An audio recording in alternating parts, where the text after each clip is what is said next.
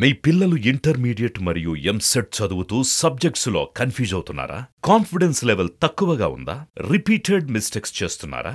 అయితే మీకోసమే ఉంది Rise app. 1 lakh question bank, performance analysis, online classes by experts, ఇంకా మరెన్నో ఫీచర్స్ తో మీ ముందుకొచ్చింది రైజ్.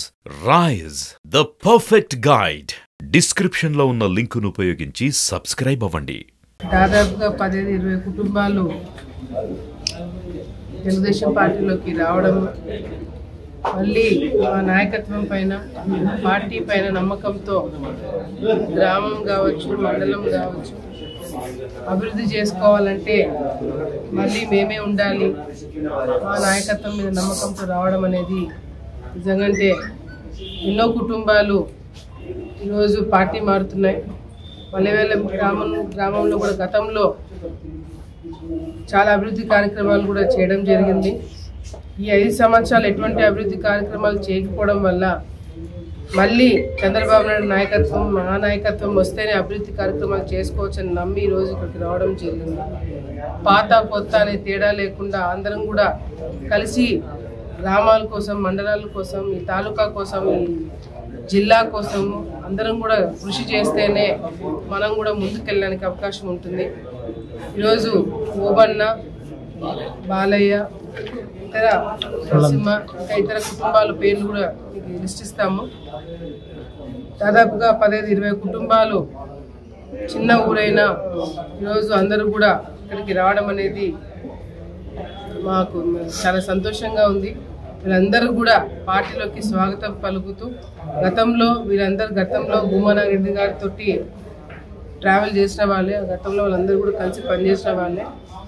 అనుకోకుండా మధ్యలో కొన్ని కారణాల వల్ల అటు పక్క వెళ్ళినా మళ్ళీ భూమా కుటుంబంలోకి తిరిగి వచ్చినందుకు ప్రతి ఒక్కరు కూడా స్వాగతం పలుకుతూ, పాత కొత్త అని తేడా లేకుండా అందరం కూడా కలిసి పనిచేసి ఆ గ్రామం కావచ్చు, ఆ నాయకత్వాన్ని కాపాడడానికి మా వంతు మేము కూడా మీకు సహాయం ఉంటామని చెప్పి కూడా తెలియజేసుకుంటూ, మరొకసారి గ్రామంలో నుంచి వచ్చిన ప్రతి ఒక్కరు కూడా పేరు పేరు నేను ధన్యవాదాలు తెలియజేసుకుంటున్నాను.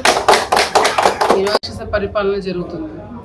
ఆ రాక్షస పరిపాలన చూడలేక, తట్టుకోలేక ఈరోజు ప్రజలందరూ కూడా మార్పు రావడమే కాకుండా మళ్ళీ ఈ రాష్ట్రాన్ని ముందుకు నడిపేయాలంటే చంద్రబాబు నాయుడు గారు ముఖ్యమంత్రి కావాలా, ప్రతి ఒక్క నియోజకవర్గంలో తెలుగుదేశం పార్టీ జెండా ఎగరేయాలా అనే ఒక నమ్మకంతో ప్రజలందరూ కూడా ఉన్నారు. ఈరోజు ఎమ్మెల్యేలు ఏ స్థాయికి వచ్చినారంటే, మేము ప్రచారం తిరుగుతుంటేనే కూడా ఓడ్చుకోలేకపోతున్నారు. మేము ప్రచారం తిరుగుతుంటే కూడా మమ్మల్ని అడ్డుకోవడానికి ఈరోజు ఎమ్మెల్యే, ఇక్కడ స్థానికంగా ఉన్న ఎమ్మెల్యేను కూడా అనకూడదు, వైఎస్ఆర్సీపీ రౌడీ ఈరోజు అడ్డుకోవడానికి అన్ని విధాలుగా కూడా పోలీస్ డిపార్ట్మెంట్ని ముందు పెట్టుకొని మమ్మల్ని అడ్డుకోవడమే కాకుండా ఆఖరికి ఊళ్ళో రానికుండా చేయాలని ఒక నీచమైన ఆలోచనతో ఉన్నారు. కానీ వాళ్ళకి తెలియంది ఏంటంటే, మీరు ఎన్ని అరాచకాలు చేసినా, ఎంత భయపెట్టాలని ప్రయత్నం చేసినా, ఎన్ని కేసులు పెట్టినా, ఏం చేసినా కూడా ఇక్కడ తెలుగుదేశం పార్టీలో కావచ్చు, లేదా భూమా కుటుంబంలో కావచ్చు, భూమా కార్యకర్తలు కావచ్చు, ఎవడు కూడా భయపడేవాడు ఎవడు కూడా ఇక్కడ లేడు. ఆ విషయం మీరు ముందు తెలుసుకోవాలి. భయం అనేది మీ దగ్గర ఉంది, భయం అనేది మీ ఇంట్లో నుంచి మొదలైంది. కాబట్టి ఈరోజు ఆడపిల్లనైనా మమ్మల్ని బయట తిరగకుండా చేసే కార్యక్రమాలు చేస్తున్నారు. తప్పకుండా దానికి అన్నిటికీ కూడా సమాధానం రేపు పొద్దున మేము వచ్చిన తర్వాత చెప్తామని చెప్పి కూడా సందర్భంగా తెలియజేసుకుంటూ, ప్రజలందరూ కూడా గమనించండి, తెలుగుదేశం పార్టీ వచ్చినప్పుడు గతంలో ఈ 2 సంవత్సరాల్లో ఎవరి మీద కూడా తప్పుడు కేసులు పెట్టలేదు. గత ప్రభుత్వంలో మేము మంత్రిగా ఉన్నప్పుడు కూడా ఎవరిని కూడా ఇబ్బంది పెట్టలేదు. కేవలం అభివృద్ధి అభివృద్ధి అభివృద్ధి అని చెప్పి మాత్రమే తిరిగినామే తప్ప ఏ ఒక్క వైసీపీ నాయకులను కూడా మేము తప్పుడు కేసులు పెట్టి లేదా ఇబ్బంది పెట్టే కార్యక్రమం చేయలేదు. కానీ ఈ ప్రభుత్వం, ఈ వైఎస్ఆర్సీపీ నాయకులు వచ్చిన తర్వాత ప్రతి ఒక్క గ్రామంలో తెలుగుదేశం పార్టీ వాళ్ళని, ఓట్లు వేసిన వాళ్ళని కూడా, కార్యకర్తలు పక్కన పెడితే ఓటు వేసిన ప్రజలను కూడా ఇబ్బంది పెట్టే కార్యక్రమాలు మీరు చేశారు.